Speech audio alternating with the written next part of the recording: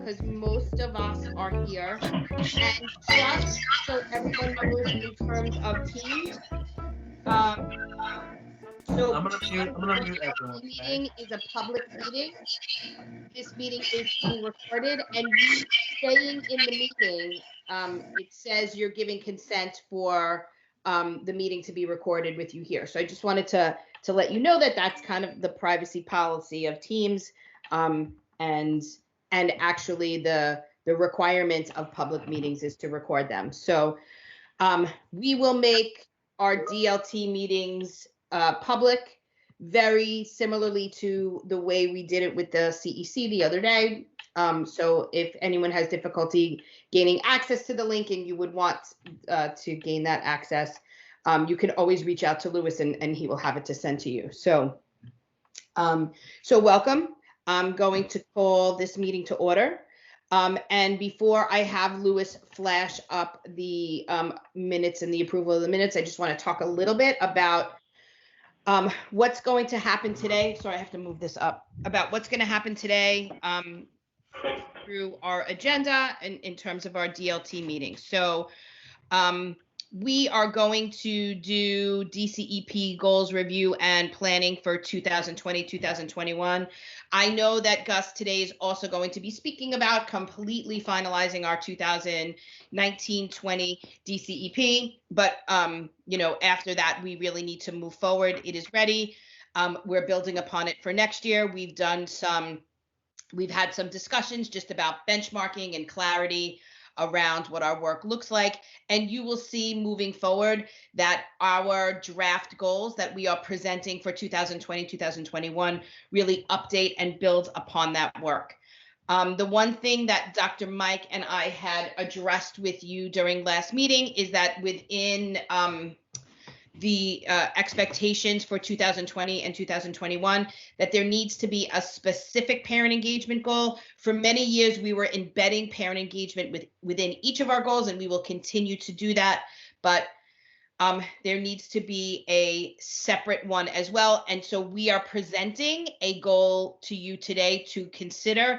And one of the things that we're really going to ask through Dr. Mike's presentation, he is using a platform that we have been training our teachers in. So we're going to ask that you really give us some hard feedback around what you think about all of our goals, but particularly we've kind of left the measurement element out of our parent engagement goals because we do want to hear from you. Gus will also be presenting the final signature page for the 2019-20 DCEP, so it's really important that we have that. And then, as I had said in my email to you, I want to thank Dr. Werner for completing the high school part of the reflection document and the building document that we had gone over yesterday. And she is going to spend a little bit of time presenting that, correct, Dr. Werner? I know I never asked you, but you're always so amazing. And I kind of think I know when you send me things, it's because you want to present it. So I just want to check to make sure you're going to address that. So will you be doing that? I think she's muted. Yes. Okay, feel free to comment at any time. Sorry, I've got two computers going on, one so I can see and one so I can hear. Yes. Okay, so Janine, if anything happens and you know, because I also know that you're running your building and you have a lot going on, if you need to present or have to step out for a minute, you just let us know, because I want to make sure that we're working through your you know, that you're able to do the presentation around the goals, because that blending of high school K-8 goals is very important to us, and something we really want to make sure is very clear and solidified in the 2020-21 right. DCEP. Okay, so at this time, Lewis, if you could post the minutes for everyone that is also here. I sent you in your email the minutes from June. June. That's what I'm hoping for. The minutes from April. And I've also included Dr. Werner's DCP evaluation, which was added to the document we went through last year. So you can read it on this screen right now, but you also have it in an email form. So please feel free to go through it, ask any questions that you have, and then if there's someone who can motion to approve and second. Yes, somebody seconded. Who is that? Charlene, thank you. Christine and Charlene. Oh, thank God. She might have been seconded, she might have had a second to approve the minutes, Danielle, not that. Oh, I thought she was seconding Lewis's nastiness. No, No, even better. I She was was seconding seconding. to stop me from scrolling. No, I was seconding the approval of the minutes. Yes. Oh, That's what I was not seconding. Lewis's nastiness? No, I was scrolling on my own on another screen. Thank you. You're my You're hero. welcome, Good Louis. job. Okay, Oh, I so love it. thank you, Lewis. Okay. So now I've never you can, scrolled yeah, before. now you can work on adding the minutes in a link to the chat. I'm doing it right now. Thank you very much. So, okay, I want to start the meeting by just going over a couple of things. First of all, big congratulations to both President's Council and CEC. You guys had amazing meetings that are highly attended. And actually, from what we're learning during this time, is going to be reflected somewhat in our parent engagement goal, because we had over 125 participants at our CEC meeting and very similar numbers at our President's Council meeting. And it really is a way to connect in a different way to the community. And I really believe that the lag was on our end, on the organization end, and not necessarily the parents' end. And now that the parents have this outlet, they are really utilizing it. So in a little bit, I'm going to invite Ingrid LaFelice to speak a little bit about some of the professional learning that's happening across the district with the borough. But I want to talk to you about some of the things that we are doing just in general as a district. One of them was we trained our principals and our parent coordinators in having Microsoft team meetings with parents. So our principals have been having town hall meetings very similar to what the chancellor has in the community. And those as well have been highly attended. Some principals are reporting 200, 300 parents signing in to ask questions. So we are really going to embrace this, some of the positive parts of this tragedy, and that is what we have been struggling with for years, which was parent engagement. We're actually finding a deeper connection with families, and we are going to take that with us moving forward. It has also been reflected in an increase in our middle schools and middle school parent engagement, which I know that many of us have spoken about over the years. So we're really excited about that work. Additionally, one of the things that we did at the CEC meeting, and I want to thank Joe for allowing us to do this, is we presented to the community on Google Classrooms that are happening across the district and what they look like. And I really think that alleviated some of the questions that families had.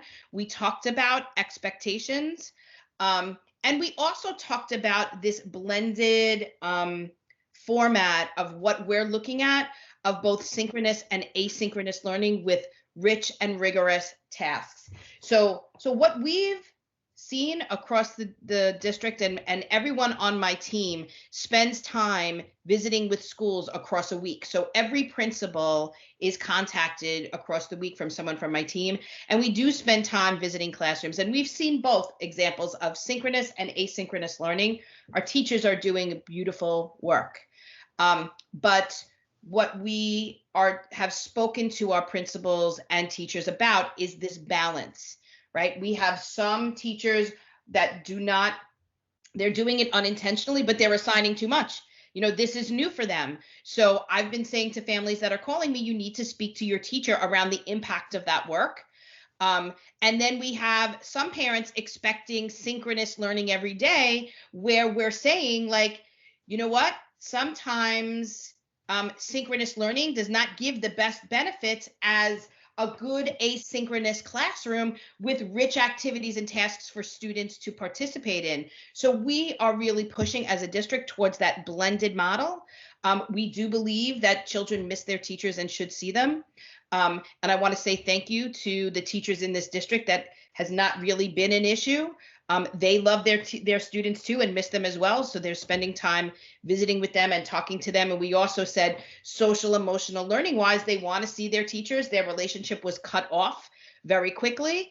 And also they want to see their friends, and our teachers are recognizing that and really and really supporting that work. So we are in a good place, but I will tell you, we are in a brand new place. By no means are we saying we are done. So we're going to continue this work, because even when we return to school, and I am just going to keep saying when we return to school, and I can't wait, I think I'm going to do some cartwheels in each hallway of every school. We're going to take what we've learned during this time and use it to help bring our students even more deeper into the 21st century that we've already planned. So that's really where we are as a district. I know that there has been, and Joe, I'm going to put you on the spot because I always do, and you always respond so politely and appropriately. Also at our CEC meeting, the question around grading policies came up. And so, Joe, do you want to speak a little bit about the conversation that you were having with other CECs, and then the decision of District 5s? So yes, it was very interesting because prior to our business meeting, I had some comments from certain members about the grading policy. And then after the explanation of our guest speaker and Superintendent Domingo, it seemed like all of our CEC members were in agreement that we feel that the grading policy should stay the way it is, and there is no need to prepare any resolution, unlike other districts that are calling for it, to modify the grading policy. Basically, the other communities feel that those overachievers should be recognized, and they prefer to have a numeric grade. We as a CEC agree with the Board of Ed, the Chancellor, that nobody should be penalized, and it's fair the way it's submitted. So that I thought that was a positive thing, and I think that's good. Yeah.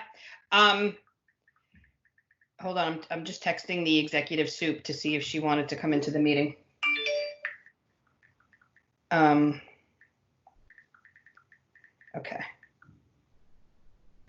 What? Okay. So, additionally, one of the other pieces that we talked about that I think is important for the DLT to know is that we also, as a district, have connected with principals around communicating to families how they're going to align their current grading system to the policy that is coming out of Central. So over the next few weeks, principals are going to be communicating to parents what that looks like, because what we've discovered is that many schools, all of our schools, have similar but slightly different ways that they present grades across the year. So, for example, some of our schools, elementary, have 3 marking quarters, and some have 4, right? Some of our middle schools, and Louis, I know that you looked at this in a deeper way. So, can you explain that a little bit? So each school sets up what their report cards look like every year, and when grades are given to students, and how final grades are calculated and sent to the transcripts. So some schools at the end of June will give a marking period grade for the last portion of the school year, and then they will calculate a separate final grade, which will go to their middle school, elementary school, or high school transcript. Other schools take that last marking period grade, whatever measure of time that might be, and that is the cumulative grade that will go to the transcript. So they don't necessarily give 2 marks at the end in June. They'll give 1 that will go to the transcript, and every school is set up differently. If they are only giving that 1 grade that goes to the transcript, then they will need to use the grading scales that were outlined by the Chancellor in his letter to the DOE and to parents. If they are giving 2 grades, so they're giving a June grade and then they're giving a separate final grade, then that last marking period will have whatever grading scales they used before. So elementary schools might be 1, 2, 3, or 4. Middle schools might be A, B, C, D, or percentages, 85%, 90%, 75%. And then the final grade that goes to the transcript will be that new grading scale that the DOE is requiring all schools to use. So depending on the school, parents might see different things on the report card. Does that make sense? No, the other thing that we said to parents is, although it is very important during this time that we have this hold harmless model, and many districts across the state are implementing this hold harmless model, which really does represent a lot of different perspectives around students during this time, right? Some students are still struggling with technology. Some students are struggling with bandwidth, right? So, which is what happened to me during the CEC meeting. I kept freezing because my kids were streaming at the same time. Like, there's a lot of different interruptions to their learning as well. However, what we talked about last time at our meeting is that I have required principals to work at their schools with their teachers and staff members to really gain a true understanding about where each student in their school was along the trajectory of meeting the standards in March, right? That is an expectation that we have always had. We wanted to make sure that that was honed in specifically for this time, and then to engage in conversations around what are we measuring during this time? What can we capture in terms of standards that we want to highlight, we want to elevate, we want to prioritize, but we know that we're not covering everything in the unit of study just alone for the little gap of training time we had for teachers.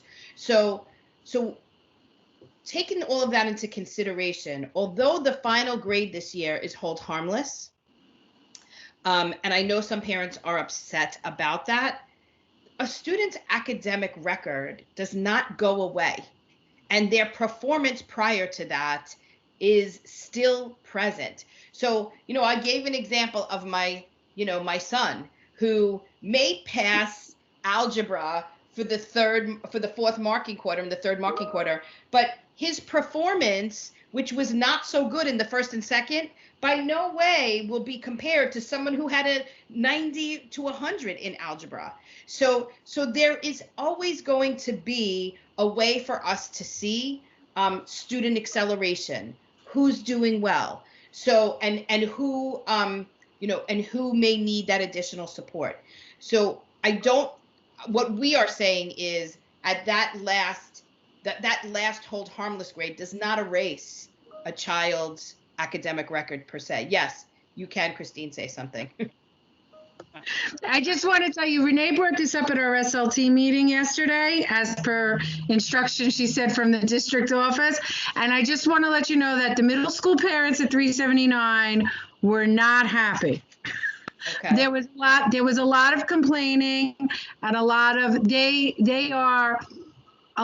them were adamant about their child exceeding, and they want to see that grade. And we tried to explain it. So I had said to Renee, was there a way maybe we could, because they can still go back in pupil path and see the actual number grade. So I said, maybe if we put something on the report card that says, if you want to see your numerical grade, and she said, no, but she could post something on Dojo maybe. Yeah. She wasn't sure, but that was a big, there was like 3 parents, and I think our SLT only has 5. 3 out of the 5 were carrying on about the number grade.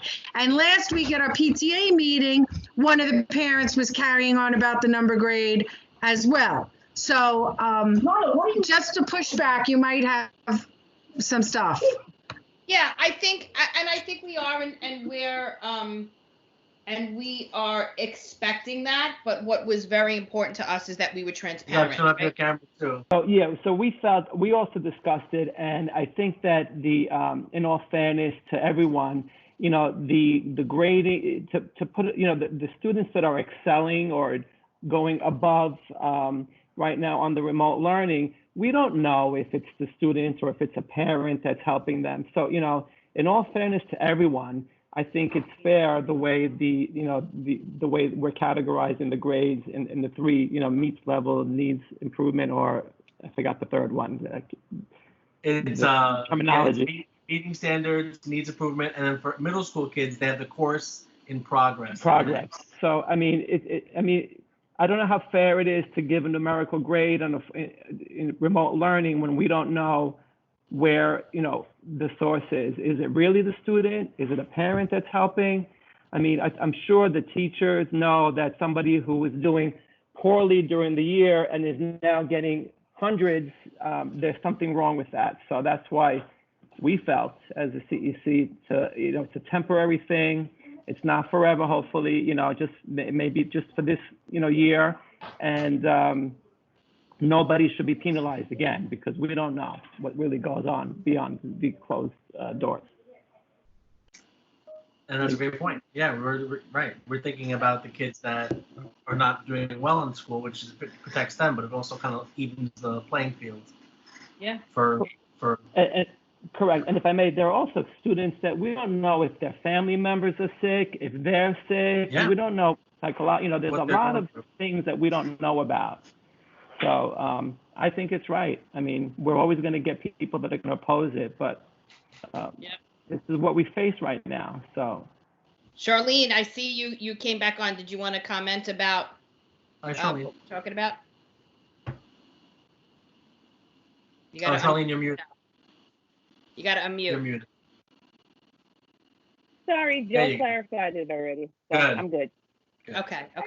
So, you know, I think the important part is that, you know, anytime you're going to implement something that we're doing in a change that's so quickly, there will be people that are, you know, that are happy with it and people that are opposed to it. And what's really important to us and what I have said as the superintendent in District 25 is I want this discussion to happen at all SLTs.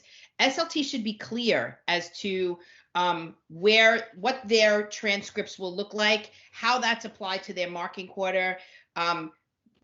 Parents should have a voice. It should go on the public record. We understand, but I think, you know, one of the things that I appreciated was the CEC had a real conversation about it, you know, and there were people on the CEC who were very opposed to the grading policy, but they made a decision based on what was coming to them at that time.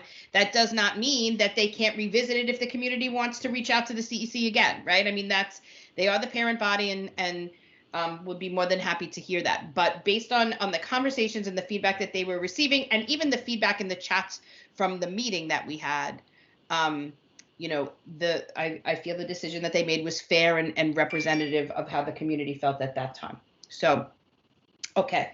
Any more questions before we move on? I do. I have a question just for clarity. Okay, sure, Lamar.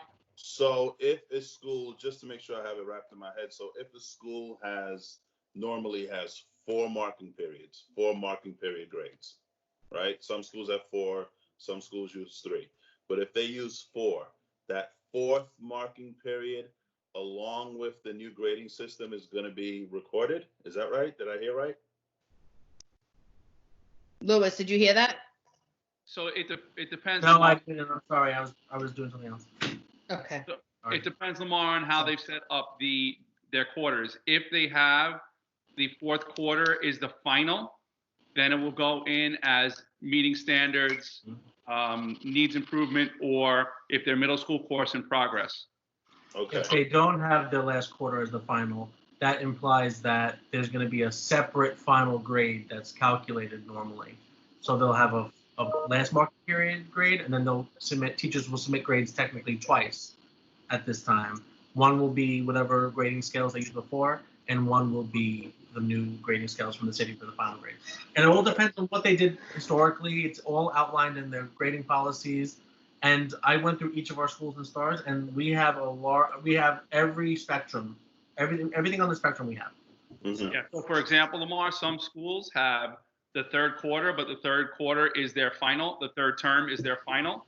Right. And then there are other schools that have third term and then a final. Right. So for schools like that, if the third term is a regular grade, they would get their 1, 2, 3, or 4, and then their final grade would be MT, N, or NX. Understood. Okay. Okay. I understand it also now, think- and I will probably ask you again in a week, just so it can register in my head. But right now, I understand it. And Yeah. tomorrow, I'll ask you again.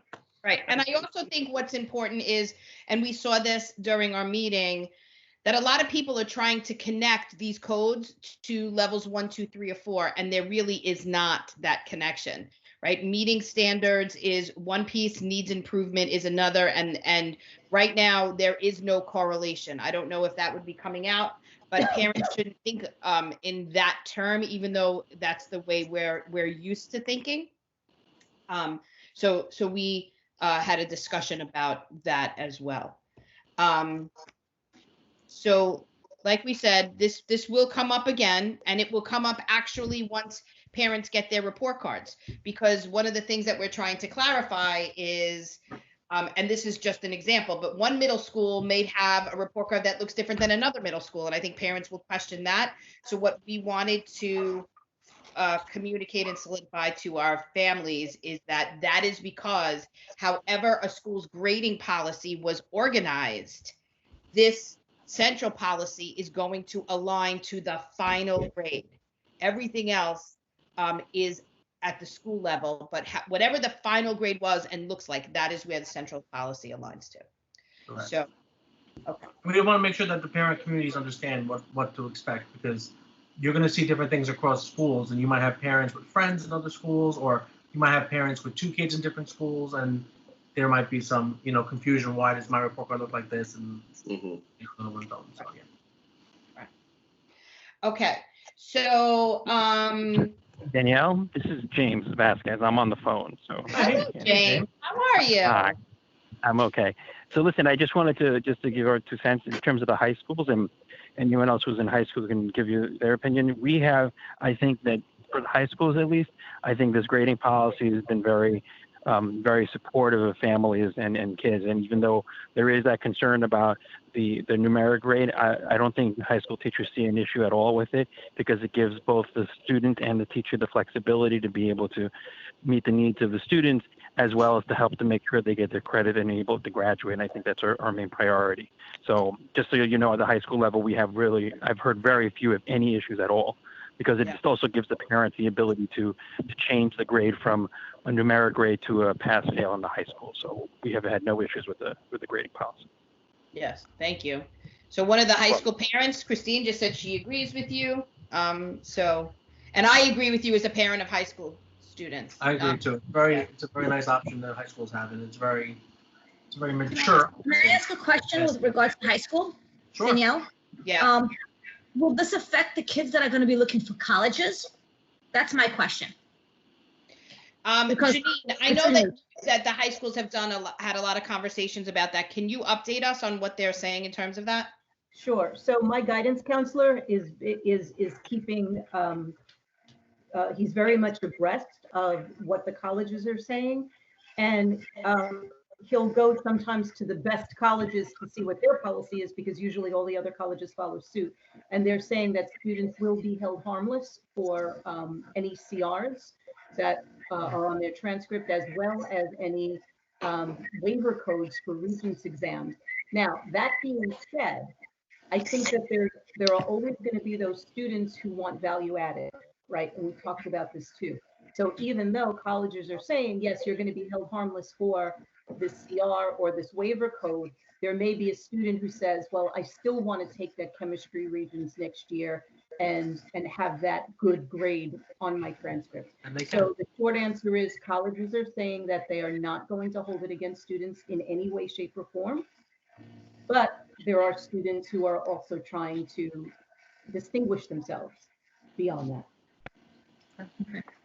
Okay. So I kind of answered about the grades and the Regents, because really they kind of come in the same Together, invitation. Right. And I think historically, if there's ever been issues with Regents, there is that opportunity. I remember they offered chemistry regents in the in I think it was 80, 89, right? When I got exempt from chemistry regents, that students could have done that. I do know that they offer that. And also just as a little bit of an aside, a lot of the very prestigious boarding schools who have kids that are international that are now home with all kinds of spotty internet problems are also being very flexible in terms of their grading policies, and those kids go to some of the most prestigious colleges. So I really wouldn't. I don't think it's going to be an issue. I think the colleges and universities are going to be understanding about it. Make sure those essays are good. And that students really, as they do their essays, anything else is going to matter a lot. So all of those things that are qualitative, I think that they're going to have to really focus on those things. Recommendations. Do you know what they've been saying about SATs and ACTs? Or they're not giving them, right? No. So the ACTs are canceled for June, and then what's happening is they're offering an ACT per month going forward. What about SATs? That's what I meant. Sorry, SATs. That's what the College Board is doing. Okay. So Is the ACT council as well? Yes, it is. And I haven't been following it. Most of our kids take the ACTs, so I'm not really too up on the, sorry, our kids take the SATs, so I'm not too up on the ACTs. Gotcha. Okay. Thank you. And Janine, this is Thank James. you. Also, aren't a lot of colleges also waiving the SAT and ACT requirements as well? They are. They're doing it for the current, for the current junior class. But again, there are students who are going to opt to take it because they've already prepared for it. And it really also depends on the college, right? So there's always different, CUNY has been very flexible and always when it comes to DOE students, and there might be other colleges out there who are going to hold students to different accountability. So it always behooves students to look at the colleges that they want to apply to and go on their websites and see what they're saying and go to their own guidance counselors and find out. Okay. Thank you, Janine. I'm sure you'll be able to update us as we move forward in this process. Thank you. And James, thank you for your feedback around high school grading policy. Okay, so the other piece that I thought was very important is for the DLT to see the different types of training that we are engaged in for our teachers. As I had said, we just had right before our DLT meeting a pre-K training for our teachers around different ways to connect virtually with families and students. We are doing a unit currently on trauma because we do know that the social emotional aspect of what is going on during this crisis is impacting us all, but we don't want to miss touching and checking in on our pre-K children that may be suffering loss and trauma, or just the trauma of having your life change so quickly. So we are doing professional learning on a unit that embeds trauma, and that will be taken into September for when we return in alignment with our SEL vision. And then we are also showcasing best practices that we're seeing across the district of, just good, both synchronous and asynchronous learning that's happening. So we had an opportunity to showcase that today. We had over 120 participants in the training, which shows you that our teachers and our administrators are really excited about learning what distance learning can look like. And they plan to build upon what this and how this can enhance learning when we return to school. And I'm going to say very strongly when.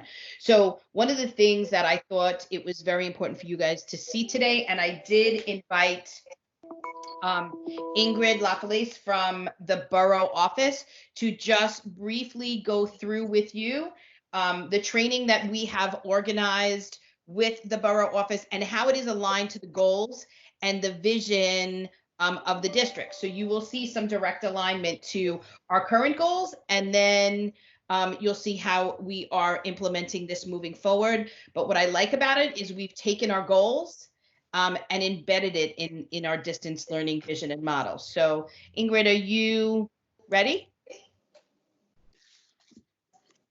Good morning, everyone. I just want to say good morning before I start to share my screen and do the presentation. It's good to see everyone. Hope everyone is safe and well. All right. So what I'm going to do now is I'm going to share my screen and start the presentation. And then once it's done, I can answer any questions you have about our plan or where we're going to be moving forward. Okay. All right. I'm going to share my screen now. Okay. All right. So everyone should be able to see.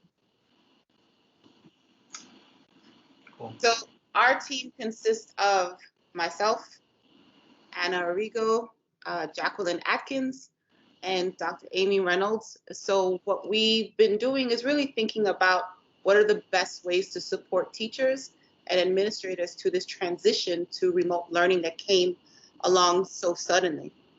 So as a team, we met together prior to developing our plan with the superintendent and the deputy superintendent to really discuss what the needs are, and thinking about the goals of District 25, we really worked through how do we keep these goals in mind, but also support remote learning at the same time. So we knew that the priorities for the district were around improving instruction for students with disabilities, as well as continuing to strengthen math curricula and teaching practices aligned to the next generation standards. So one of our questions that we had to unpack as a team was how do we do this in conjunction to supporting different levels of teacher needs, both in terms of technology, because I'm sure that across the district, there's a wide range of teachers who and their technological development and understanding, as well as teaching practices, and keeping that into consideration now. How do we transition all these best practices that we have conversation with teachers about into remote learning environments in a really short amount of time? So like Superintendent Domingo was discussing earlier, we're really pushing this blended model, right? Yes, some activities can be done asynchronously. Yes, some activities can be done synchronously. And how do we help teachers and administrators talk about what that right balance is, right? Because at this time, because it is such a traumatic change for students, it is really important that they see and they hear their teachers.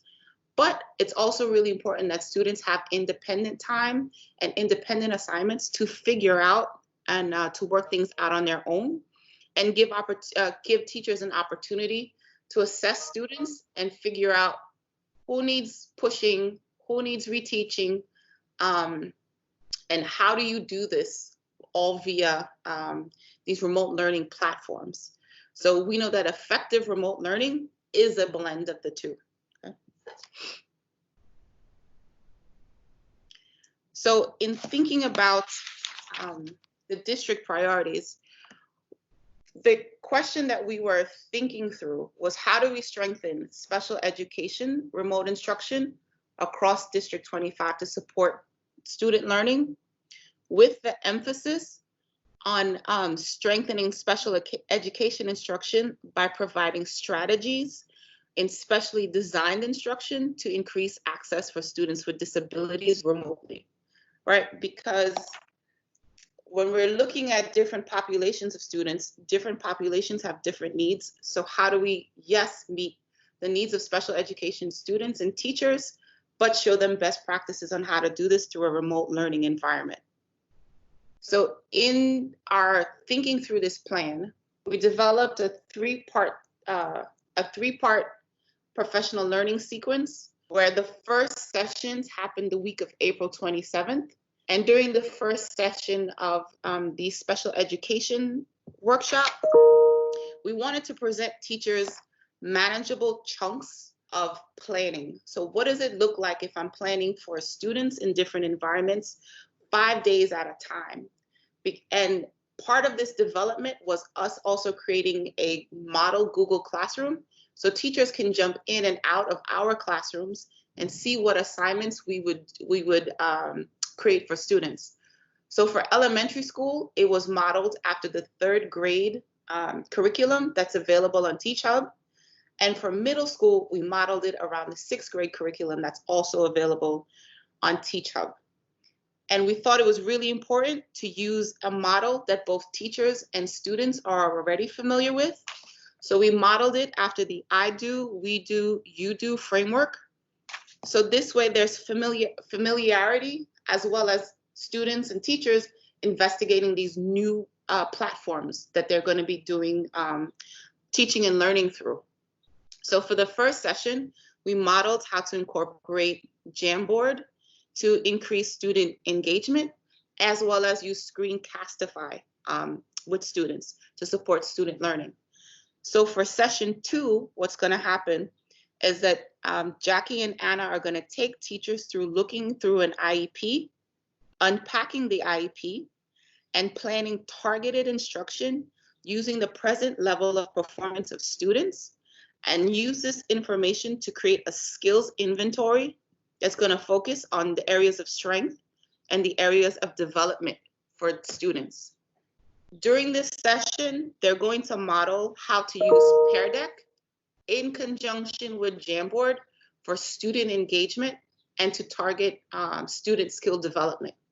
Session 3, once we get our feedback from session 2, we're going to work through what we should do for session 3, but that will most likely focus around assessment and feedback for students. This is just a sample screenshot of the attendance report. So after every session, what we do is we go through the attendance and we filter it by school, employee name, as well as position, and share these reports with principals so they are aware who's receiving the professional development that we're offering. So one of the things that we noticed is in our elementary school sessions, our attendance is very high. But for our middle school sessions, one of the things we are working toward for next session is to increase middle school attendance at those sessions. In math, we're doing something very similar. So the essential question for our math work is how can we replicate best practices in mathematics in a virtual environment to support student learning. So really looking at how can we continue to deepen both teacher and administrator mathematical content knowledge and teaching practices, as well as continue to develop classroom protocols and routines that promote mathematical discourse. Because even in a virtual environment, it is still possible to do routines and have really good discourse around unpacking math ideas. So to that end, for session 1, what we did was teachers, very similar to what we did in the special education workshops, which was create the 5-day classroom plan and create the model classrooms for teachers to jump in and out of and to look at student work, as well as look at assignments that teachers can possibly give to students. So for the K-5 session, we use the Envisions math curriculum, which is the curriculum that's used by most schools in District 25. And then for middle school, we used Open Up Resources, which is what the DOE has made available to middle schools for free through Teach Hub. So we engage teachers in sample activities at through both of these curricula, so they can see how they can also create and model these activities for their own classrooms. We discussed what some best practices are in this transitioning to online learning for math, and the platforms that we used during this were Pear Deck, Jamboard, and Teach Hub. For the next session, our next sessions will be the week of May 18th. So it's this coming week. For our second session in math, what we're going to do is we're going to engage teachers in virtual math routines and show them how they can use online learning platforms to facilitate routines for students in their classroom. And we're also going to continue to think about how are we integrating advanced literacy in math instruction. So for session 2, we're going to continue to use Pear Deck.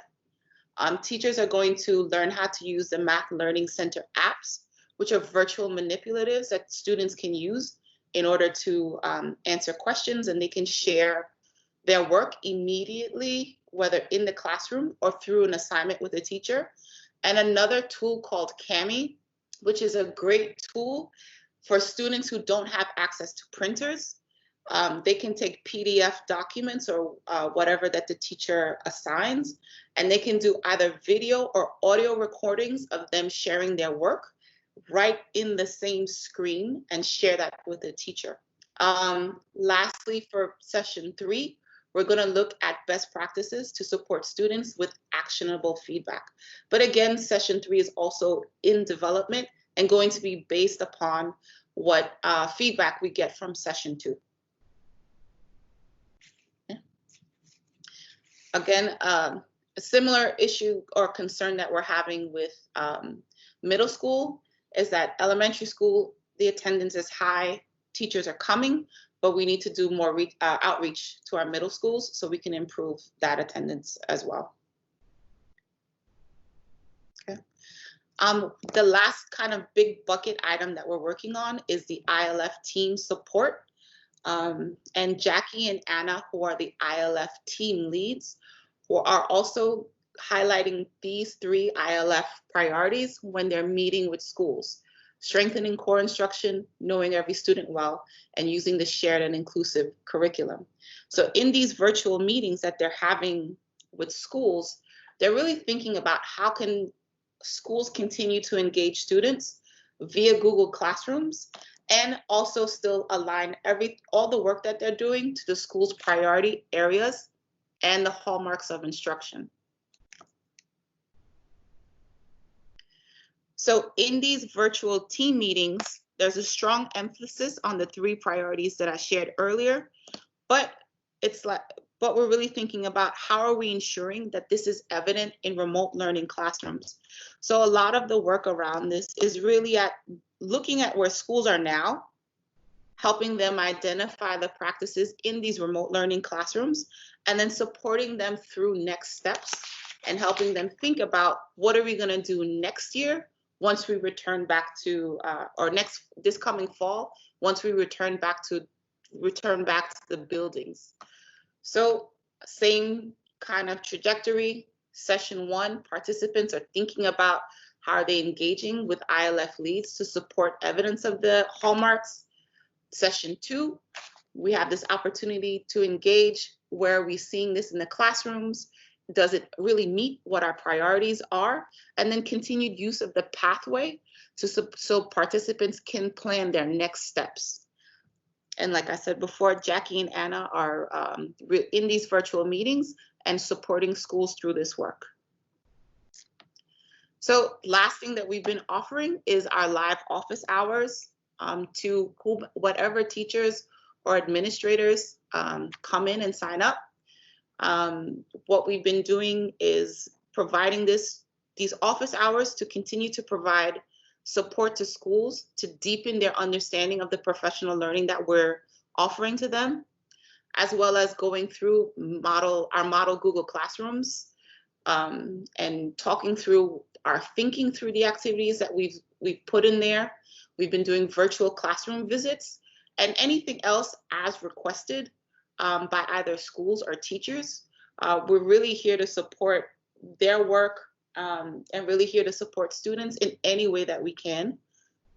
Because, we know that it's a really tough time, and, emphasizing our continued support through this learning process is really going to strengthen learning for students. Lastly, I'm sharing with you some of the platforms that we've been emphasizing to teachers for their use, which include Pear Deck, Jamboard, Teach Hub, and of course the Google Suite, really because if teachers know these remote learning platforms well, we believe that learning for students will be strengthened. We know that there's so much out there, so much free out there, then it's hard to kind of navigate through all these platforms and all these tools. But we've repeatedly using these tools because if we know that students, if we know that teachers know how to use these really well, this can kind of support all the possibilities that they want to offer students in their lessons and through instruction. So our roadmap, the first week of professional learning has already occurred, the week of the 27th. Our second round is going to be this coming week. And then once we kind of go through the feedback and reflect on those sessions, we're going to be offering our third round of professional learning during the week of May 31st, as well as continue to provide virtual ILT support, virtual CEP support, support with Google Classroom, and our office hours. Okay. And at this time, that is the end of my presentation. If there are any questions, I could take any questions now.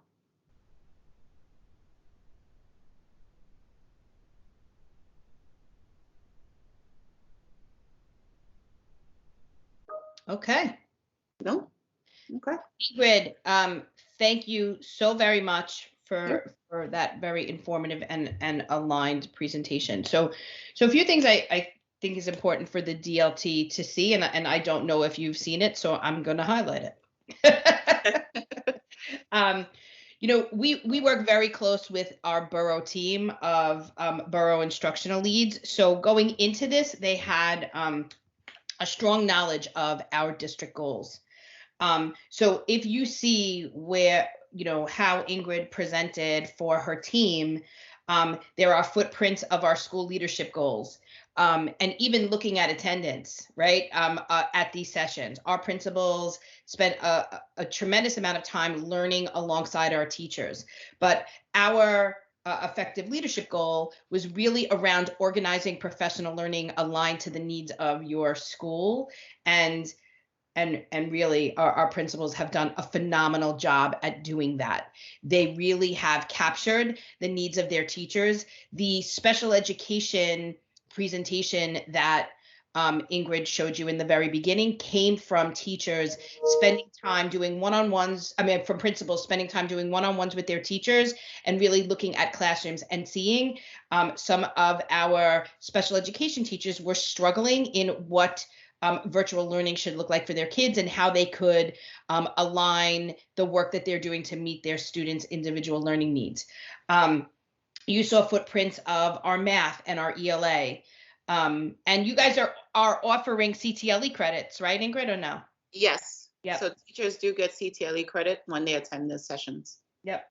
So we're able to do that. So just in that short presentation, you see that anytime we sit together at the table, we truly are doing an alignment of still the needs of our district. I just have to tell you, I hope this shows you how hard our principals are working in making sure that the learning is continuing to happen in schools for both teachers and students, and how hard our teachers are working. They're really passionate about meeting the needs of their students in many, many ways, which makes it a little bit difficult for us to kind of put these together, because not only do we have high expectation as a district, but that is reflected in the expectations of teachers. They want to see good professional learning, and when they don't, they let us know. So we truly value their opinion. And if you hear, like Ingrid talks about how they build professional learning from feedback from teachers.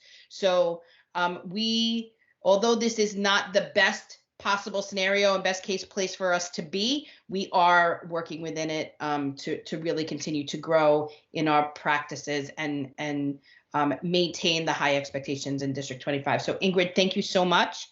It was really great. We appreciate you and your team as always. Any questions before Ingrid goes?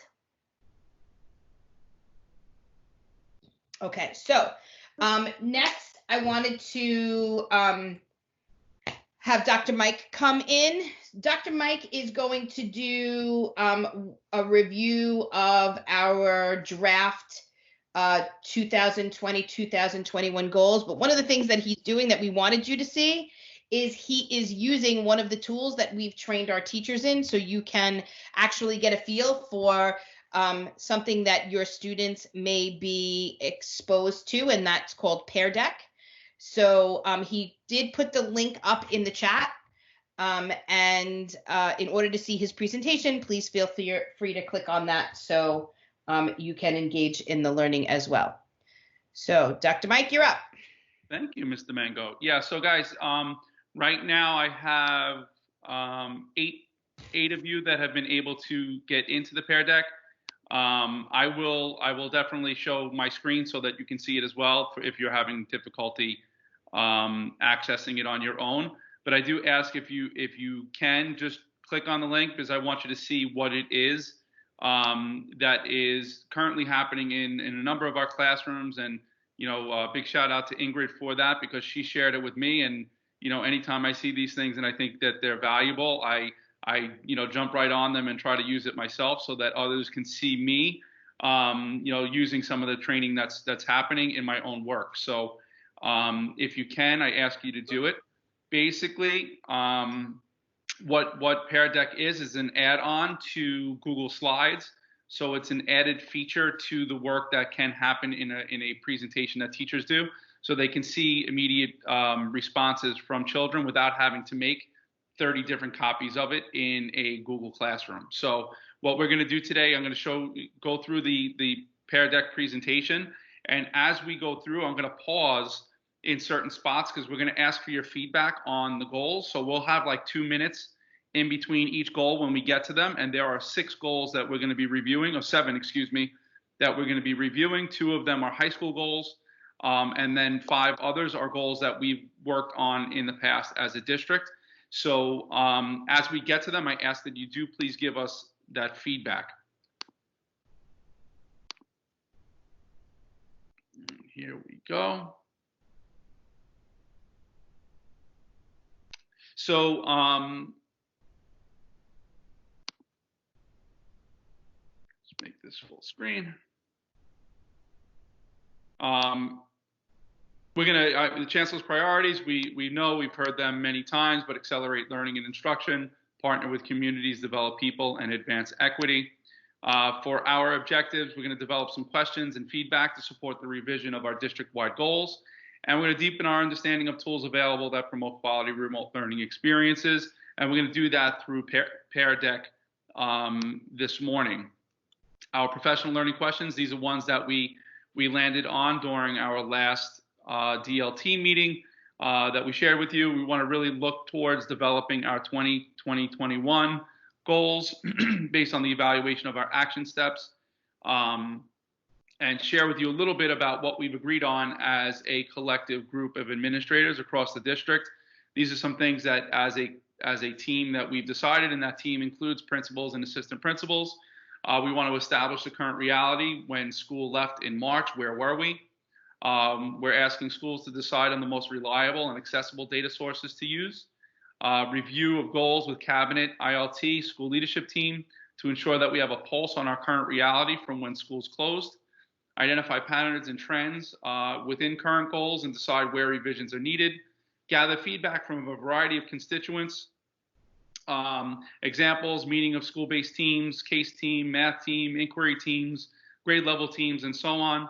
And then begin drafting the 2020-2021 goals and gather feedback from the community. These are our practices that are best practices that we're asking all of our schools to engage in. Now, what we did share, and I think is important for all of our schools and school leadership team folks to really focus on, is the data sources that we have available, and how we can organize them to make sure that we're seeing everything that we possibly can to make decisions. So we talk about 4 different types of data, and this comes from Diane Cunningham's Action Research text. And in her book, she talks about 4 different layers of data. One is perceptual, so any feedback data that we're getting from our staff in terms of surveys, any parent surveys, student surveys, any questionnaires or interviews that we've done all land in that perceptual data. What did that tell us? What did we learn from that? Process data. So that includes anything from professional learning that we've established during the year, anything in terms of walkthrough information that our schools have done. All of that's connected in terms of process. What are the steps that we've taken in order to achieve the goals that we set forth at the beginning of the year? Student performance data, any kind of benchmarks that were administered throughout the year, truly important in this process.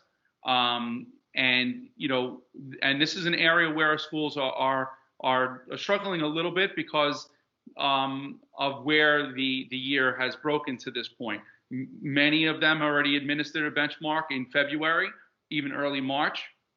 But now they're really thinking about what does that benchmark mean between now and the end of the year, benchmarking that they're going to do. So it's an important conversation for our schools to have. And then finally, demographic data. What did that information tell us about the subgroups in our schools? So those are 4 pieces to a puzzle that will help our schools kind of navigate where do we want to be by the end of the year.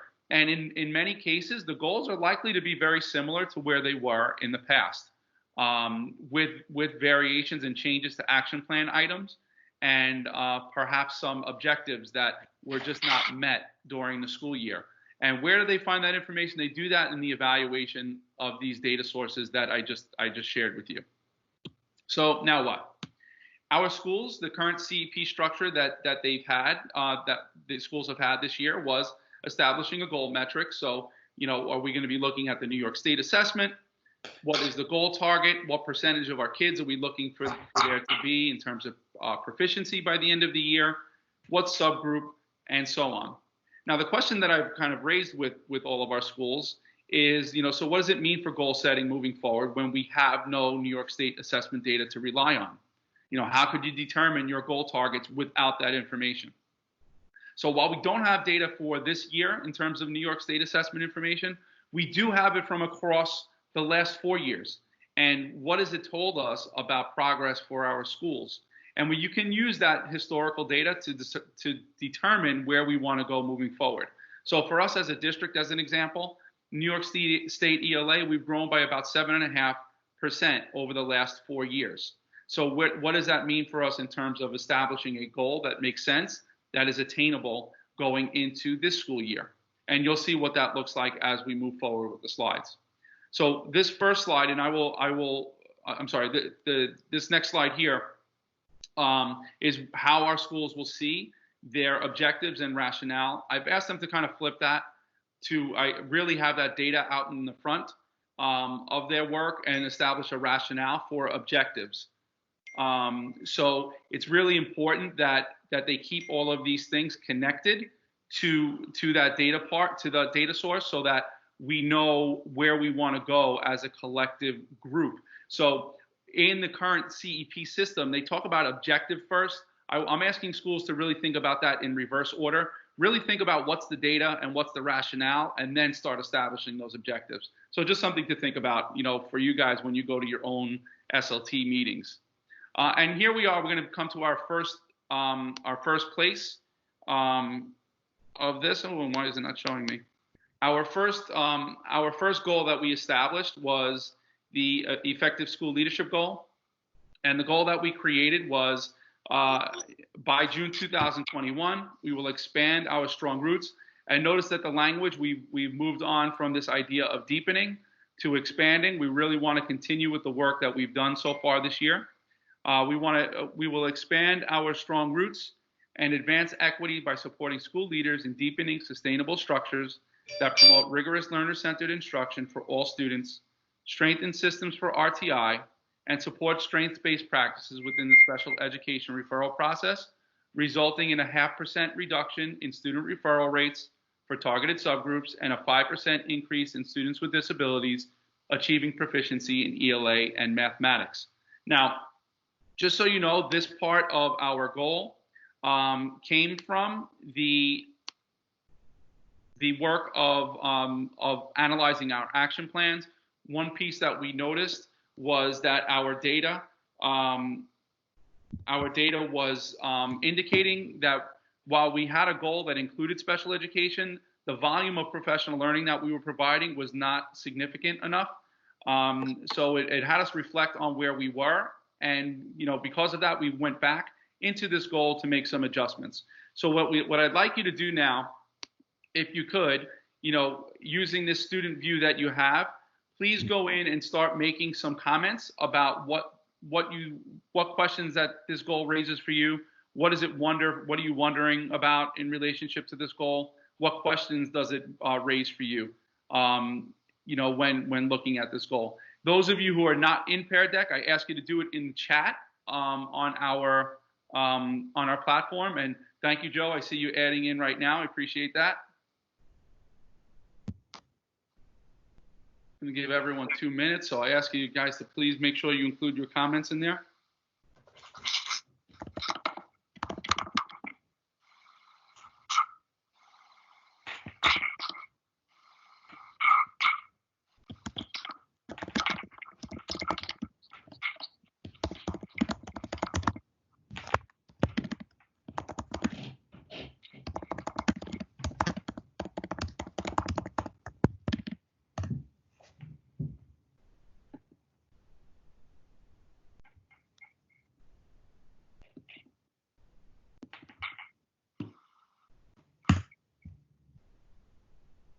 Yeah, great, Joe. I see your comment there. Really, really important in terms of social emotional learning, and you'll see where we connect with that in our supportive environment goal. Love that feedback. And Danielle, yeah, I think we do need to do an investigation of sorts and an inquiry into, our RTI systems and really defining what is working and what we need to address. And Janine, yeah, I also agree that in terms of definition, having a definition that goes across our schools in terms of rigor is also very important, that we're all on the same page. So I think there's a couple things I just want to touch base with you guys on what we're doing. So right now, we are taking feedback from all of you, just so you know, on our draft goals around what you think about that. What questions do you have? What are some of the things that you want to see improved? Are there things that you want to see changed? So that's one of the things. But secondly, we want you to see opportunities for students to engage with their teachers so right now, just so you know, we're doing synchronous learning, but this could also be used in an asynchronous situation where students get to ask teachers questions and they will have an opportunity to answer them. Dr. Mike, I just have a question about Pear Deck. Do you have an opportunity where everybody could see the feedback or no? Say that again, Danielle. Because we're seeing it on your screen right now, but I only see my question. Yeah, so this is something that the teacher, after they start receiving all of this information, would then have to make use of in terms of formative practices. So they can't share it with the whole class, what everybody's question is? That I actually have to discover more. I don't know if Ingrid's still on. She might be able to help me with that one. But yeah, if you click the button that says hide responses, so on the screen, when you show the responses, the students will be able to see everyone else's response minus the name. So right now you're projecting the teacher dashboard, so they're able to see what you see. But in the regular, if you switch out of the teacher dashboard and just show the presentation, kids can see everyone can see other responses minus names.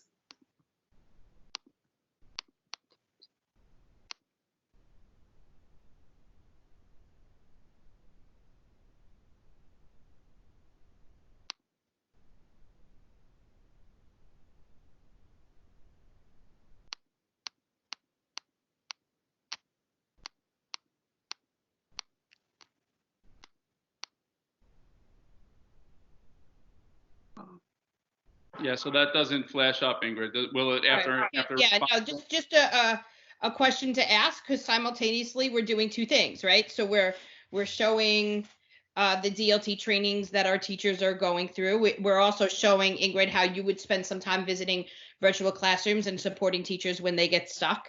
Mm-hmm. so like we said, this is new, and I just really appreciate everyone in our district. Well, we appreciate you for organizing them and showing these tools to our community, but also everyone willing to do this, right? One of the jobs of teachers and leaders is to make sure that our students don't fail. And so, putting yourself out there and struggling through an online platform is not an easy task. So we appreciate that. Okay, Dr. Mike, go ahead. Yeah. So the the data the important part of this is the data that comes back, from the participants that are in the presentation. So what we were able to do from our principal and AP meeting, I had over 50 or 60 different responses from our group that allowed me to start thinking about things in a little bit of a different way, in terms of what next steps that we would need to put in place, in a number of ways. One, in terms of design of our questions, and where that's going to take us moving forward with the feedback that we received. So and this will not be closed. So if you want to look at this at a later time and add in more information, we would really appreciate it, because it's going to help us make some of those adjustments as we move forward. So, and here's the biggest one, that we want you to provide feedback on all of them, and it is something that we will be looking very carefully at. It is also something that we model for our principals on different ways that you can, during virtual meetings with SLTs, use certain platforms to get feedback from your SLTs around the draft goals that you're thinking about. But we really did leave, and Dr. Mike, can you forward to the parent goal, parent engagement goal? So that is slide 18, everyone. So if you all want to go to slide 18. So if you notice, the parent engagement goal, we left out the measurable metrics, because we want to, first of all, we want you to think about what we're looking at here. And this is about what I talked about in the beginning of our meeting, like how this unfortunate event has showed us a different way to gain access and communicate with parents. So we talk about diversifying our communication systems in order to deepen engagement and empower our parent communities. So, Joe can tell you that we learned from our CEC meeting that there are some people that try to take over a chat and sort of invoke their parent engagement, where they would normally come to our meetings and be very quiet. They had a lot to say through the written word. So how do we, as building leaders, as teachers, as community representatives, allow for that voice, and what does that look like in order to engage and empower our parent communities? So and open up access. So we wanted to know, and so what we plan on doing is training our schools in this dual kind of planning and platform of parent engagement. But what Mike and I are struggling with is, what would be the result of that? So you don't have to answer that now, but we were thinking about what your feedback would be. So if we start engaging in this, what would be something that we can A, measure across the year, and B, what would we want to see different? What would we want better, and how much of it? So if you guys, we're recommending that you give feedback in all areas, but for this particular one, if you can give a measurable comment, something that we should be seeing as a result of diversifying this work. So, and we will compile all of that and present it at our next meeting. So before we move forward, is there anyone who has questions or comments around the use of Pear Deck, what's happening in classrooms, and how we've presented our goals, our draft goals to you, and are eliciting feedback?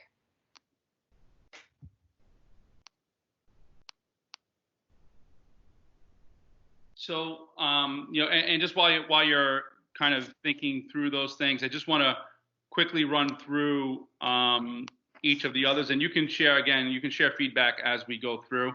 just a few things that I want to kind of highlight for you as you're reviewing this that we've added to some of our goals. So for the ELA goal, and that's on slide 15, there are a couple of things that we've embedded in here that were not part of our written goal in the past. And one of them is data systems. One of the pieces that we've really been struggling with this year that we need to really work towards is creating a system where we can manage the information that's coming from each of our schools in a more effective, efficient way.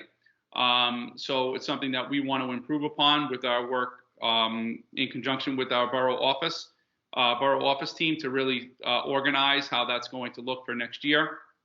And then this idea around making sure that we're promoting high expectations and rigorous learner-centered practices.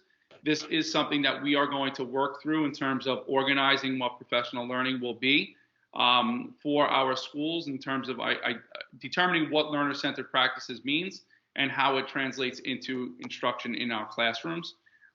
So that's just something that we have identified as a district as in need of improvement for next school year.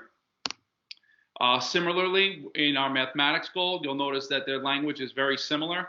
Data systems, again, is a point of emphasis that we want to make sure that we are gathering information that's going to be useful for our borough team in terms of design of professional learning, promoting those high expectations, teacher content knowledge, and pedagogy. One of the things that we did not get accomplished this year that we were disappointed in was the learning laboratory site visits.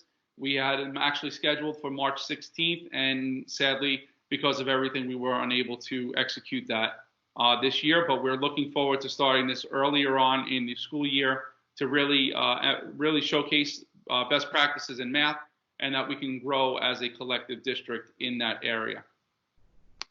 Supportive environment goal, one of the things that we did not get accomplished as much as we would have loved, I'd like to this year, was really unpacking the culturally responsive and sustaining framework. We did engage in it a little bit this year, but we did not nearly dig into it as much as we had hoped. So we're going to really spend some time digging into that this coming school year. And Joe, the whole part around social emotional learning, it is embedded in our supportive environment goal, really building on implementation of those strategic SEL supports and restorative practices built into our day-to-day work as a district to again support that chronic absenteeism rates as well as reduce disproportionate suspensions across the district.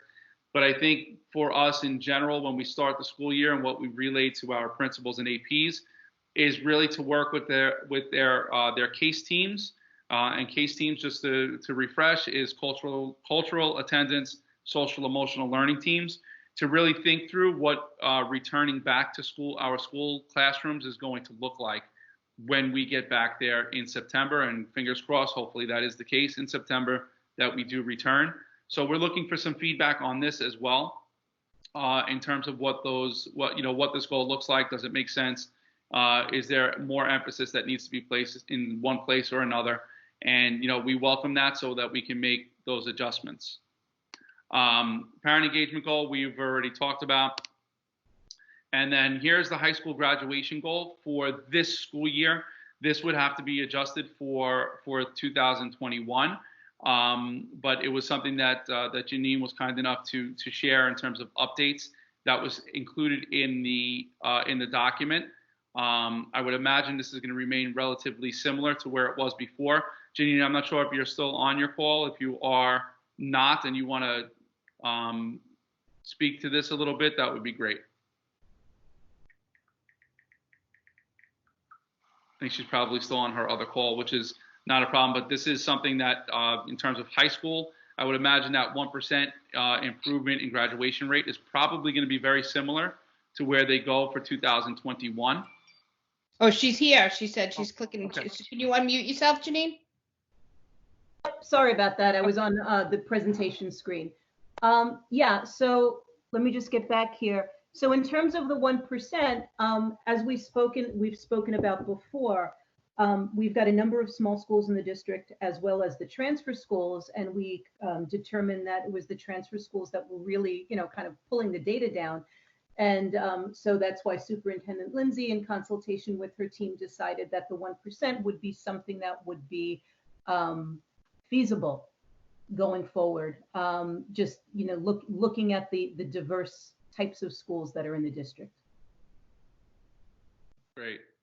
And the next goal was to increase the College of Career and Civic Readiness accountability for D25 to 125.66 from 120.6. I'm sorry, this is James. Before we go to this goal, can I just ask, you said that it has to be for August of 2021? Yeah, so that I was just basing on the way that the goal was currently constructed.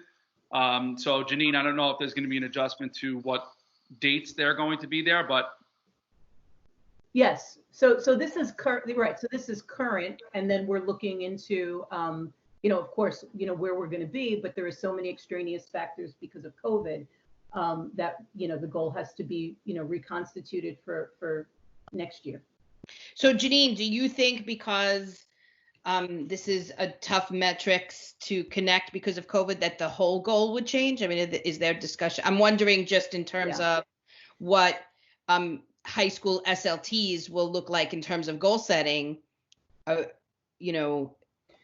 Right now, I think so much graduation rates. Yeah. So much is up in the air. I mean, the grading, the new grading policy, hopefully will work in our favor, but we've also got a lot of high school students that are, we're trying to engage as many of them as possible, but there's just so many unknowns that I think that once we kind of get, Superintendent Lindsay is asking for all our NX for seniors tomorrow so that we can really get a handle on what our graduation grade is going to look like for this June. Can I just throw something out at you guys just to think about from the high school level, and we can come back and talk about this in DLTs as we're planning our goals. But now I'm just speaking from a parent perspective. So I have a child in 11th grade, and I'm very thankful for what I'm going through, for those of you that have met my son. But I also have just in terms of grading policies, but I also have a daughter who's in 9th grade, and she has 3 years left, and I'm concerned about content lags, and how certain, I know not all schools build upon each other. I mean, all courses build upon each other, but some do. And so maybe if there's any discussion about goal setting around that to ensure that content lags are addressed, through whatever we need to do them through. So, right. Just in terms of like math and science, and I mean everything. And I'm concerned about that for high school. And we're addressing that in K to 8 as well, but I have a lot of concerns in terms of content lags in high school. Yeah, of course. And that's actually in the third column, one of the considerations going forward is the gap, right? The learning gap. Especially for, of course, we're concerned with our 11th graders only because, things are so pivotal for those students. And not only is that going to affect graduation, it's also going to affect college and career readiness in metrics, but also in real, how it's going to affect kids in their real lives. So yeah, that's something that's definitely at the forefront of our thinking. At the school level, at the district level, totally. And also considering just in terms of college and career readiness, in terms of, just the difference in, and I hate this term, but like brick and mortar classrooms. What I realized during this time is that my son is in no way ready to make any kind of virtual connections at the college level because he is so limited in his ability to connect with his teachers in terms of technology. Mm-hmm. So something, around that as well. But I don't know. I have 2 kids, and I'm looking at a high school perspective. So I don't know if that's something. Danielle, this is James Vasquez. I'm just thinking also, there's, I think, a difference, and please, obviously anyone can chime in if they think of it differently, especially in terms of the content or the content gap loss, which we were talking about. I think there is a reality of what we're dealing with right now between now and the end of June. And I think what we're trying to figure out, at least at the high school level, is to getting these kids between now and the end of June to get as few NX grades as they can, to get them to graduate. Obviously, we want, even though we don't have an exam, and I'm a social studies teacher, so I'm not worried about a Regents exam, but we want to make sure that they get the content that they need between now and the end of June, and for any of those gaps in terms of the mastery of that content to be caught up by the end of August. That is the more immediate, and that's the more urgent issue, and all of our instruction and all of our practices, both synchronous and non-synchronous instruction is circled around that. I think the question, especially in terms of goals for the entire school year, really will depend on what the school year looks like next year. Mm-hmm. And I think once we look at that school year next year, I'll be honest, I think a lot of these goals are going to end up changing, because we're going to have to deal with that kind of a reality then. And to the example that you're giving, you know, our 11th graders that are going into 12th grade are going to be dealing with a very different world in September than they are dealing with right now in these next, 8 weeks. Yeah, And James, also my concern is, that lag. I'm wondering, well, I'm hoping that we could correct it so it doesn't affect things like exposure to AP courses. Your kids that don't normally have lags may do okay, but for those that, with, you need instruction in certain, that do have those lags, can we close them so those kids would still have the ability to take AP courses?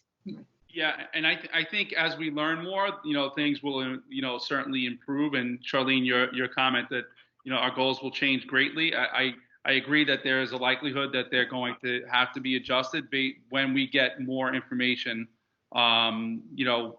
based on our current reality now. That's why we say current reality is so important. Every day that goes by, new information comes out that's going to support the adjustments that we make. I think it's just important that, that there is a baseline for us to start the process with, and then move on from there in terms of what it's going to mean, for our kids come September, across grade levels.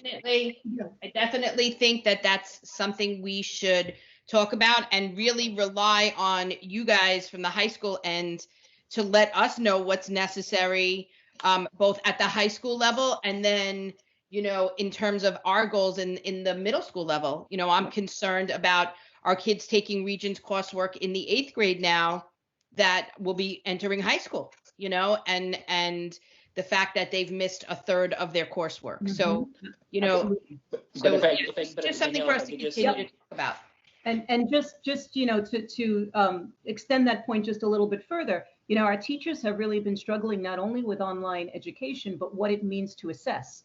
So, and we've really tried to, bring home the point of overarching super standards, so that it's not just a matter of, how many homework assignments that they hand in or things like that, but really looking at it through the standards lens. And that is, I think, a shift that's needed to happen for a really long time. Right. I think that's the future of where we're going, but that is taking a while, and the kids are, they're the unintended victims, so to speak, of this shift. But I really think that they have to start looking at standards differently, how they're assessing differently, perhaps using things like projects, because the day of, 42 minutes in a class, that when that whole time constraint is lifted, it gives us tremendous opportunity, but we have to really be on it and make sure that we're doing going forward with this. But if I can just say that the real difference though I see is right now we are building the ship as we are flying it, and so the movement and you're right, Janine, about the reflection on how to use this on a more standards base, on a long-term basis, how we do all of those things, I think is going to be very different in terms of our practice in the fall. Right now, I think people are just playing catch up, and that's 100%, James. Right, and that's why at the same time, I'm also dealing with my teachers who, they're reeling from this, and they're we had a whole conversation about, it's easy to learn new things. The hard thing is to unlearn things you've already learned. Right. and to make those changes. And yeah, and I actually just want to go to what we were saying about what Charlene had stated in the chat, because I think it's really important to kind of connect that to what our focus has been, Charlene. So when I'm talking about AP classes, I'm not necessarily speaking of the overachievers. I'm speaking about our goal would be to provide more access to students to have deeper, rigorous coursework or Regents level coursework. So when they go to high school, they will have opportunities to take these AP classes. So my son, who is certainly not an overachiever, he's taking 2 AP classes, but what he needs that instruction. You know, he's not a self-motivator who can log on to a computer and just learn something. He needs support. He needs an instructor. So we were talking about, I was talking about lags in general for everyone, because we don't want those kids that we've worked so hard to get them ready for high school to have access to AP classes, to now have these learning lags that may prevent them from having that access. So that's really more of what I was saying, because we say kids that take AP courses enter into have more access, deeper access to college level coursework. So that's really where I was. Danielle, I think that holds true across grade levels. And I think, part of what we've been asking and talking to our schools about is really thinking about their kids right now. Children maybe they were concerned about in January that they're still concerned about now in remote learning. Children that were doing really well, and now they're concerned about them in remote learning for various reasons. Yeah. And what does that mean for us curriculum-wise? What does that mean for us instruction-wise? And what does it mean for us in terms of RTI for children that might really need it at the beginning of the year? And that's something to consider for across all grade levels, to make sure that our kids are up to speed on what is next. Right. Yeah. If I could just, two things that came to mind. One is, the College Board has a huge financial stake in all of this. And they're scrambling to figure out what their exams are going to look like and what their curricular is going to look like. So, I think, James, you said we're building the plane as we're flying it, 100%. And so are the universities, and so is the College Board. And I think, that's why we need to keep an eye on what's happening with them and their think tanks. I think just from my experience, we spent a really long time. I shouldn't say that. I mean, everything's been very short, but weeks, right? Just getting everything online. And now it's, the third marking period for us has come. And now it's all right, let's stop. Let's start really doing a different paradigm for our students who are struggling, giving the students who are okay more asynchronous time, and giving students who need support that more synchronous one-on-one. And I think that's what we're doing. We're shaping this going forward, and we're trying to serve the students who are in front of us to the best of our ability. Getting back to special education students, and just students who simply need that social contact. I think that specially designed instruction is meant to be intimate, right? So there's not a special educator out there who doesn't understand that one-on-one Vygotsky, I be the more knowledgeable other. Nobody ever thought that would happen in 2 separate places. So I think that going forward, we're really going to have to do just a real deep dive into differentiation and what that means, and how those human scaffolds, right? Because the human being is the scaffold more than the graphic organizer, right? More than the text to speech. It's the person, and how we're going to think that through going forward. Yeah, so Agreed. Just to move this part along, I know we just went through the commentary on high school graduation. Similar kind of conversation would occur around the college and career readiness goal. That additional information certainly going to be needed to make adjustments to this, and it will certainly be the variables around the metrics that are going to be used by the state to support this stuff. I would imagine would be forthcoming for the redefinition of where this is going to go moving forward. So as a committee, I think we're all in agreement that we're going to continue to watch the impact of this time and recognize that it it will impact our goals, specifically high school. We're gonna look very closely at high school. We'll look across the board for all, but high school is going to be an area that we continue to focus on and review. Is that an agreed? Agreed? Everybody agreed? So what I would ask if everyone, and I know that we went through the goals and I shared them aloud, but I would love it if you guys would be able to go in, if we can all agree that we can go into this platform and just add a question, add a wondering, add a noticing, anything that you're thinking about in relationship to these goals would be really great, so that we can make adjustments by the next time that we meet in June. And we have them formulated as best as possible for now. And as we go through, as adjustments are needed, we will make them. But I think it would be great if everyone can get in here into this platform and really include that feedback moving forward. And the last thing I do want to share with you is a tool that that I've been sharing with our district and with our principals, APs, and teachers during our English language learner meetings.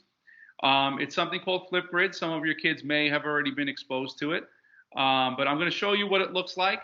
I do have the password and the Flipgrid link there for you guys if you so wish to engage in it, but I will show you what it looks like just in general so that you have an idea of what I'm talking about. So for our kids, this is what Flipgrid looks like, and this is our page that I created, District Leadership Team Reflection. Please share your thoughts about today's District Leadership Team meeting by creating a Flipgrid. This meeting made me think, this meeting made me wonder, this meeting made me question. And then on the bottom, you'll have a little spot that says record a response, and it'll allow you to actually record to record your video. And I'm just going to briefly share with you what it looks like. Hello, District 25 team. Hope you're all doing well and that you enjoyed our session today. In order to conclude, we're asking that each of you complete a Flipgrid. In this Flipgrid, we're asking you to share anything you noticed, wondered, have questions about, or things for us to consider moving forward. In order to complete this Flipgrid, please click the green plus sign at the bottom of the screen and begin videotaping. Look forward to hearing all of your responses. All right, so that just gives you a little bit of an idea of what that is, and I ask that you please, take advantage of implementing, of trying that, just so that we can see what it's like the next time. And that is it for me. I'm getting the hook. Thank you, Dr. Mike. Thank you.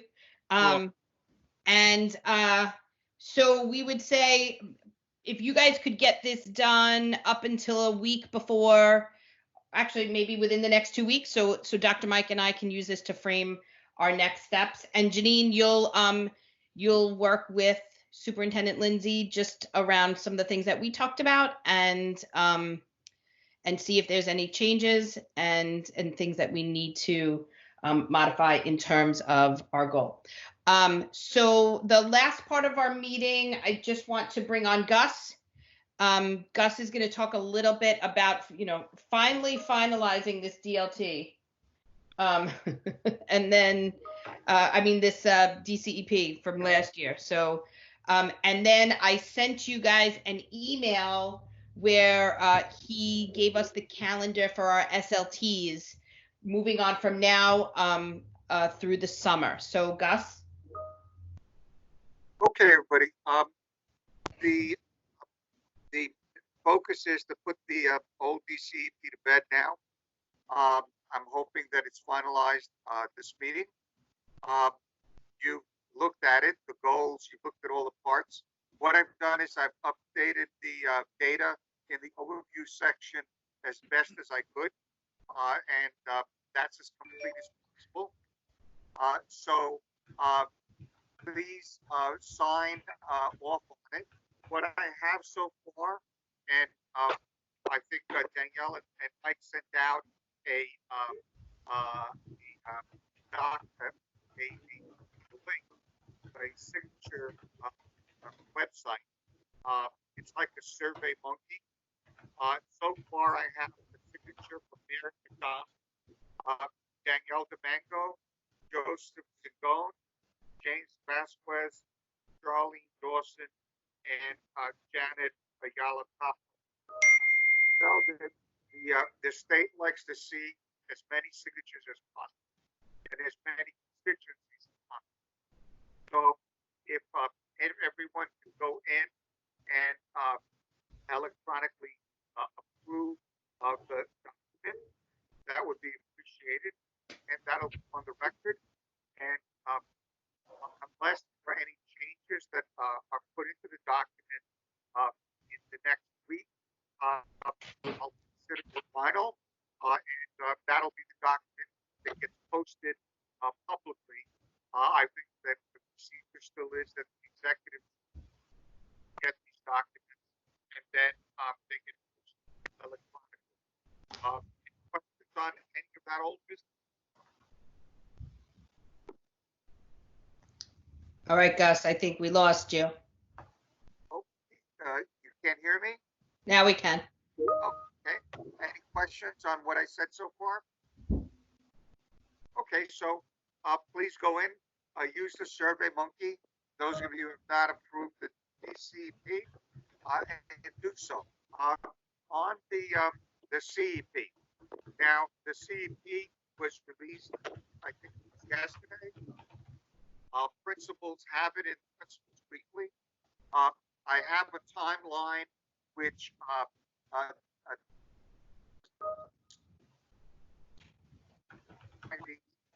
the system is the following. Schools in good standing, which are practically all of our schools. It's an update. So principals are going to go in and update their goals using a very user-friendly format. The goal updates due June 3rd, and there's a webinar that is going to take place from May 20th to 21st. You have all of this on timeline, and all of this weekly. The structure of the goals is the same as last year. In other words, it's the same number of goals and the same topics as last year. And then everything is in a SMART goal format. So it's like that old movie Back to the Future. We're going back to the future and going back the SMART goal format, which everyone was doing for years, and they should be thoroughly familiar. And of course, our role is to help and train for any issues in terms of those.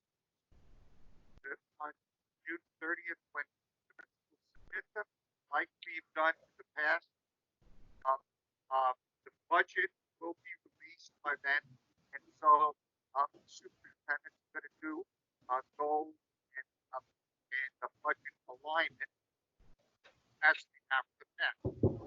And then over the summer, the principals get Yeah, Gus, you keep breaking up. I think it's hard for us to hear you. So there's a couple of people asking some questions in the chat. Can you resend the link to Lewis, and we'll send it out to the DLT for the Survey Monkey to sign off? And then secondly, if you hear me, and I just want to, what Gus is reviewing is he's reviewing the calendar of when SLT work needs to be completed. So June, because I know everybody's signing off at 12. So June, by June, schools need to submit their goals and alignment to their budgets. And then by the end of July, superintendents need to improve that alignment. And then as we move forward, we talked about changes that may need to be made across the year. And that is fine. Any kind of changes that are made to a budget. One of the questions that asked is, did you make some changes to your CEP? And we, I think we're in a good place in terms of training our SLTs. Dr. Mike and I will go over that again with our principals between now. We've already begun this process, but between now and the end of June to make sure that they understand that. Yeah, I think it's ahead of the game right now. Yeah, I think our DLT knows, Gus. I know that you've made some changes, and there was a couple of issues with different formats and different edits of the draft, we will send our finalized DCEP once you make those changes and send them to Dr. Mike. Okay, I actually sent out the document to both of you last night, so you should have the last one. Okay, so we'll send that out to the. Yeah. We'll send that out to the. That should be more or less done, and the information on the Survey Monkey, I'll send that again. Perfect. With the Okay. And you have, and I know it's getting late, so that's about all I have to say. Any questions? Okay. All right. Thank you so much, Gus. Any questions for Gus? All right. I want to thank everyone. I know this was a lengthy meeting. We appreciate your time. We just want to make sure that there's total transparency in around the work that we're doing and our planning for to end this year and next year. I want to thank James. It's so nice to have you back, James, because you always contribute so much. And you're right, just in terms of thinking about the difference between now and the end of the year and the needs of our schools and our students, our teachers, and what next year will look like. So I think it's important for the DLT to have that. Thank you, parents, for all of your feedback. And we hope you can give us feedback on our goals to help us direct our next steps and our next meeting. So at this time, can I have a motion to adjourn the meeting? I'll make the motion. Thank you, Joe. I'll second it. Okay, Laura. Okay. Enjoy, stay safe. We'll see you next month. Yeah, please add that feedback in. I saw some great questions already. All right, definitely. Thank you.